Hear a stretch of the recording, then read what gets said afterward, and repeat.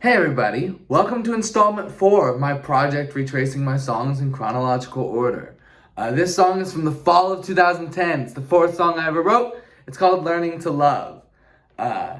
This is also the first song that I ever performed in front of somebody that wasn't part of the writing process. My cousin Sarah came up for my birthday, my first term of college, and I played the song for her, and she heaped praise on it. And it may have not deserved that. The original version was quite a mess, but that praise was, her support really kind of propelled me to continue playing and performing and writing songs. Other than that performance, I know I played it for my parents and my sisters a few times, but I didn't perform this for people very much. It is all over the place. It would be impossible for me to play without reading it off the notes. The chords are essentially random. I remember I just wrote this and was sort of strumming the chords along, all the chords that I knew, and tried to kind of think of, well, what would sound good next? And there wasn't a lot of pattern to it. There's a lot of different sections. The original version has maybe 5-6 different sections. I remember a demo that I made of it got to like 6 minutes long. This is going to be a shorter version.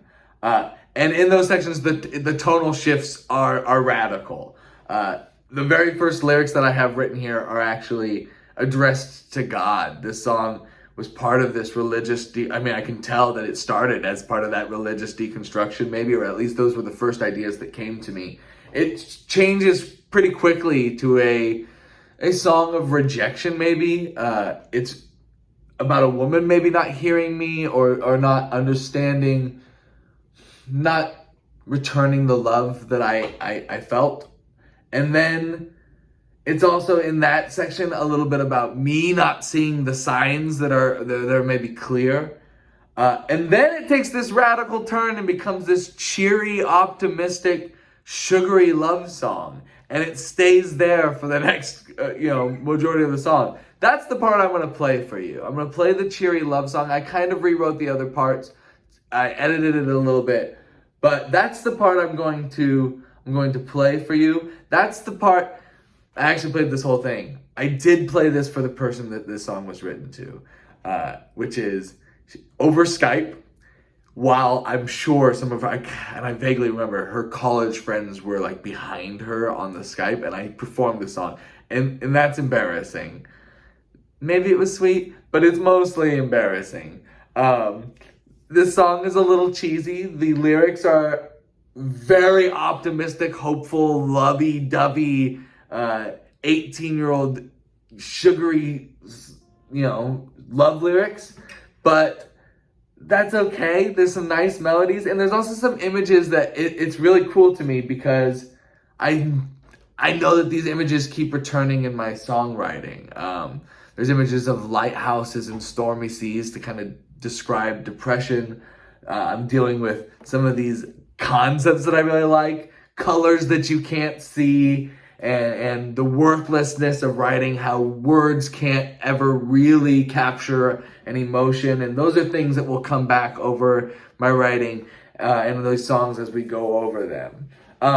What's really lovely about this song is I can really see my songwriting starting to churn here. The lyrics are a little buoyant, they're bouncy, they're overwritten. There's too many lyrics, and that's a bad habit of mine, but it's also maybe a hallmark of mine a little bit.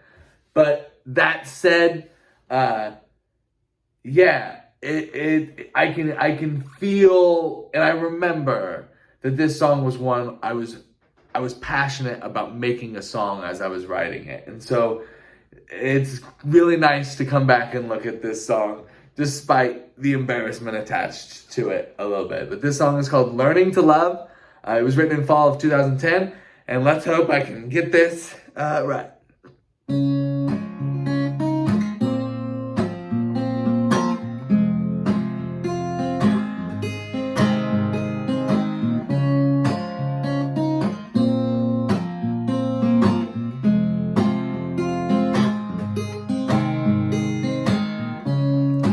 I don't know what words I'm supposed to say, and I can't read these signs. It seems I've lost my way, but your voice is like a lighthouse through the haze. My stormy sea is settled by your tranquil gaze. And I doubt it'd be the same if you weren't the person by my side at night. And I know with you to share my love, I'm gonna get through this day alright. I wanna be the one who loves you when the day runs out, and I want you to say you love me without a doubt. And before I met you, these eyes couldn't see the color of color in the sky. Oh, it was dark despite the fire and the flames that engulfed my soul. And everyone around me knows that I'm not the man I was a year ago,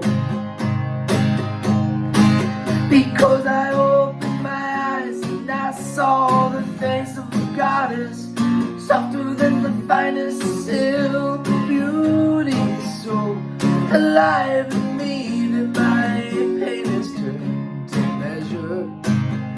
And I opened the door, I swear I walked into heaven, 'cause only Aphrodite knows the way that I love you. So take my hand, forget it, praise me, and stay in love forever. My heart is yours and yours to keep. And is it worthless writing words for non-exist? It would take a million pages just for me to describe this. And you're sweeter than any song any muse could ever sing. My love is one that you and only you could bring.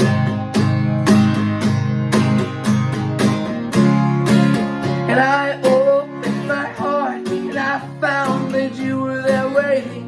And now I know for sure that you are the one. And I fall back in love every time I hear your name.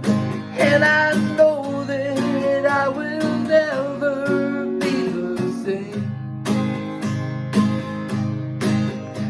And I opened my ears, I heard the sound of the earth turn steady as a heartbeat, wide as a whisper, and strong enough to change the way I see this world in a new light. A day with a new sun, I'm learning to love all over again.